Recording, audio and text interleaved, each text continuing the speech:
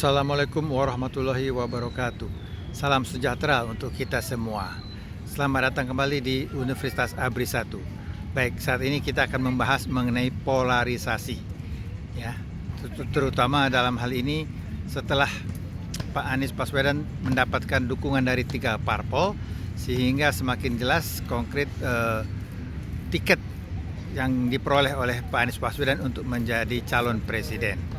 Nah, seperti halnya di yang lalu-lalu, itu pendengung-pendengung ya, yang berusaha selalu mendengungkan ya, hal-hal yang sebenarnya lucu seperti politik identitas, dan kini juga didengung-dengungkan itu mengenai kalau Pak Anies Baswedan menjadi presiden maka akan terjadi polarisasi di Republik Indonesia ini. Nah, ini sebenarnya adalah hal yang lucu karena terbukti hal ini juga sudah didengung-dengungkan oleh pendengung dari zaman pilkada dahulu, ya. Nah, di mana terbukti setelah Pak Anies Baswedan menjadi gubernur DKI, maka Jakarta fine-fine saja. Tidak ada polarisasi yang sangat mencekam yang dikhawatirkan akan menjadi suriah, ya. Tidak ada, terbukti. Nah, sedangkan polarisasi sendiri ini adalah merupakan hal yang wajar, hal yang biasa, terutama di dalam atau apalagi di dalam politik, ya. Karena masing-masing kan tentunya mempunyai pendukung. Terjadi polarisasi itu hal yang biasa, ya. Dan polarisasi itu biasanya juga akan di dalam masyarakat itu akan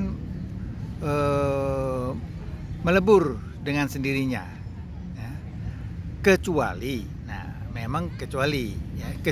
bagi orang-orang yang mendapatkan manfaat, ya, atas perintah dari majikannya untuk mendengung sebagai pendengung. Nah, tentunya kalau hal ini kan tidak bisa disamaratakan. Mereka ini memang mendapatkan manfaat untuk pendengungan seperti itu karena atas perintah majikannya.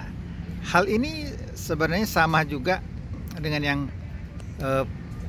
fakta-fakta yang sudah saya alami sendiri. Jadi bukannya hanya sekedar katanya-katanya, tapi saya sendiri yang membuktikan langsung, ya.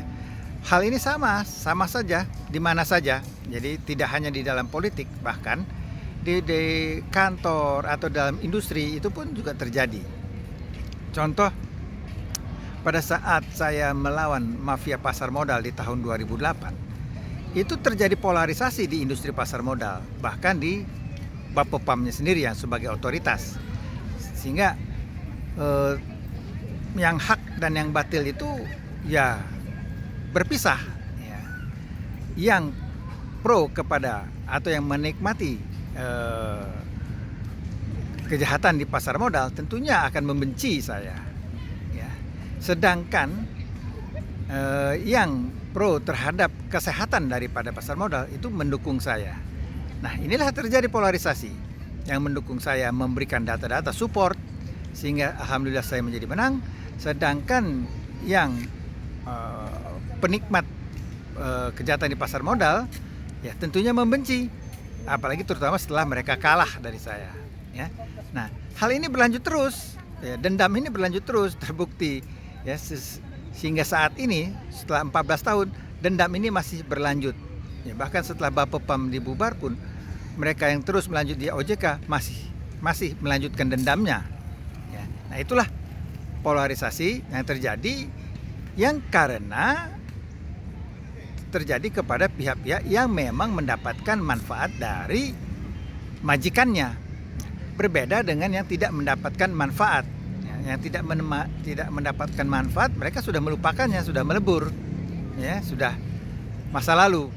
Nah, jadi panjangnya masa dendam itu ya tergantung kepada pihak yang terkait, apakah dia mendapatkan manfaat dari majikannya untuk menjalankan tugas-tugasnya itu. Jadi begitulah, ya, yang terjadi. Dan bahkan yang lucunya, ya, sampai sekarang di suatu saat saya sering mendapatkan traktiran teman-teman pasar modal yang sehat yang berpikiran sehat itu senang untuk ngobrol bertemu dengan saya, tapi kalau bagi yang terkait dengan pasar modal itu tidak mau sama sekali untuk bertemu. Jadi sebenarnya Ketua OJK sekarang itu kalau ingin membersihkan OJK mudah sekali, ya. Tinggal ngomong sama saya, tinggal bicara dengan saya, nanti saya akan kasih tahu karena mudah sekali, ya. Karena siapapun ya yang membenci saya itu berarti sudah membuktikan dirinya adalah terkait dengan mafia pasar modal. Sedangkan kalau yang pro ke saya itu adalah membuktikan mereka itu adalah orang yang pro terhadap kesehatan pasar modal dan kepada kebenaran. Ya, itu berupa sekedar contoh, ya. Nah, begitu juga di politik. Ya. Yang terkait dengan kejahatan politik ya tentunya berbeda, ya, dengan yang kepada yang menginginkan politik yang bersih, politik yang sehat, ya. Baik, saya rasa itu dulu saat ini. Wassalamualaikum warahmatullahi wabarakatuh.